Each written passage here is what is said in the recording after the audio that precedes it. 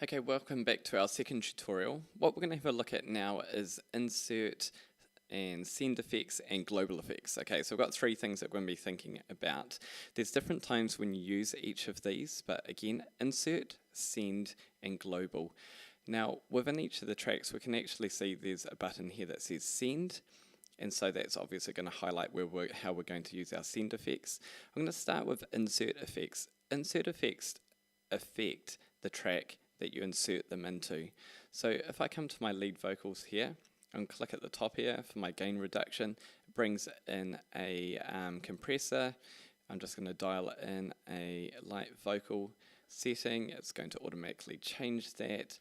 So this now is going to affect only the lead vocal. So it's inserted on the lead vocal track. We need to go to is tied and bound, then there's a hold on you. Okay, so insert effect only affects the track that's on. Logic is set up to show you in a certain way the order in which you should put things. In this instance, it has the gain reduction. Then if I click on EQ, we can affect this as well straight after. I'm going to put a bit of a high pass filter on it, but another feature that's worth just being aware of and is this analyzer in here. Look out, you're almost strangled blue, drawn like a... We'll have a look at that in a bit more depth later, but it actually gives you a bit of an overall picture of where the frequencies exist in the lead vocal track. So these are insert effects. Now I can keep adding on to these in the audio effects, and I can also drag these around. If I want the channel EQ ahead of the compressor, I can just move them there. If I click below here, I could come in here and decide actually I want a bit of distortion on the vocals, or perhaps I want to put reverb on the vocals. Now, if we're going to do that, what I actually recommend is instead of placing it on the vocal track, instead we are going to create a send. And what the send is going to do is it's going to send part of this signal to a bus. So on here, what I'm going to do is click on the bus. As soon as I do that, we can see that Logic automatically creates a new channel. Here, it's an auxiliary channel. I'm going to double click on this. I'm going to call it reverb. And I'm going to use it in capitals because I like to be neat like that. Different color to indicate it's a different type of channel. Now here at the moment, we don't actually have anything coming through to it.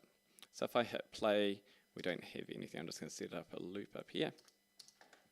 If I highlight this, on a back, we can hear that we've got our vocals there. So I'm going to come to this part here. I'm going to put send part of the vocals to the reverb. on a back. So a couple of things that are happening here. So we're sending to bus 1. If we have a look here, our input is bus 1. So this channel is looking for anything that is sent to bus 1. For instance, if I come to our electric guitar here and put this to bus 1 now, we should hear both of these. On a bad tattoo. So we're sending part of that signal to that. I don't want that there on the moment. I might actually come back and show you that. So here I've set it up as a reverb, which means that actually what we probably want to put in here is a reverb. I'm going to grab my platinum verb and I am going to hit play. On a bad tattoo. Wake up and now we can hear there's some significant reverb on there. With a song like this, I would suggest that perhaps we're not going to use a long reverb time as such, and this will be one of the first things. Again, we'll talk about reverb in a bit more detail in a moment, maybe a smaller room size. If you're not sure about these features, just come into here and just have a look. Okay, I want a reflective room. on a bad tattoo. Again, shorter reverb time, but what we're hearing at the moment is what we call the wet signal.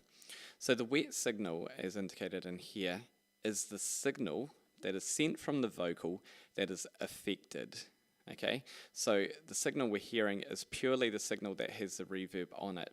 If I then go back and include my original track, on a bad tattoo. what we have now is we have the dry vocal, on a bad tattoo. That's that version there, sorry. So that's the version with no reverb on it. With the send, it's coming to here. We also have what we call a combination of those two.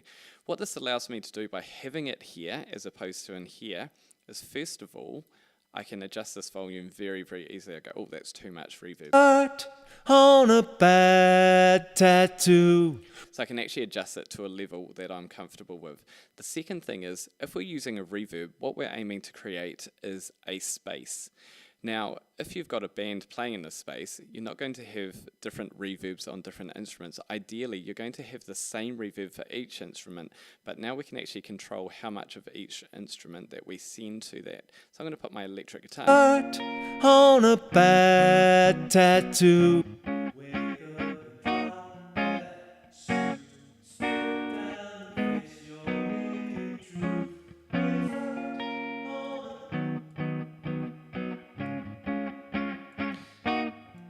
So what we can hear there is that we actually have a bit of control over each of these, and as you'll notice, I'm just hitting this power button here, which is telling whether or not to send that or not.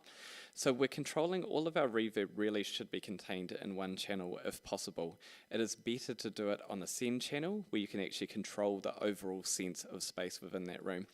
Now the other thing that we can do with this is sometimes we might not use the reverb, and we actually just want to create a vocal effect. So I'm just going to get rid of these. I've created a new bus. This time I'm going to add delay. So our delay here, and I'm going to actually just go to a tape delay. This comes up. So if I send our vocal to the tape delay, let's get rid of these ones. Art on a bad tattoo. Wake up and drop that suit. Strip down and face your naked truth. It's art.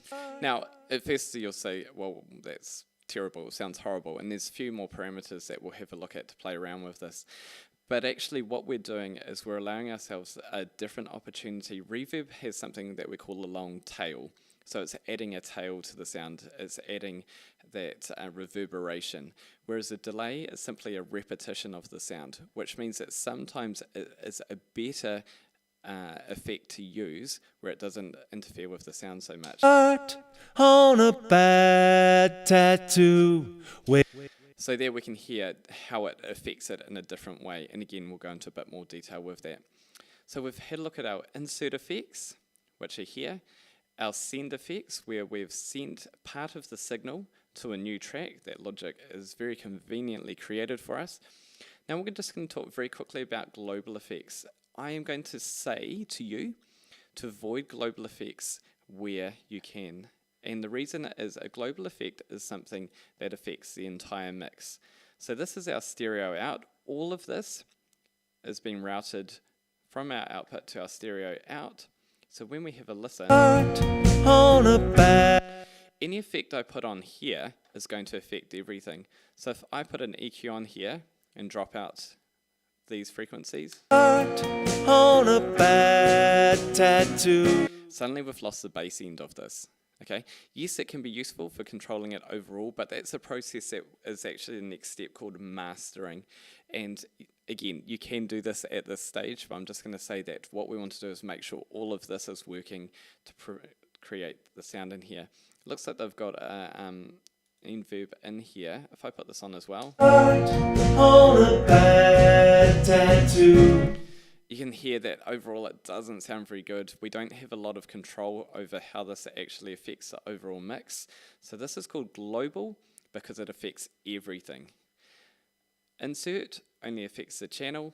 Send allows us to send part of the channel to somewhere else where we can affect that sound, and global is everything.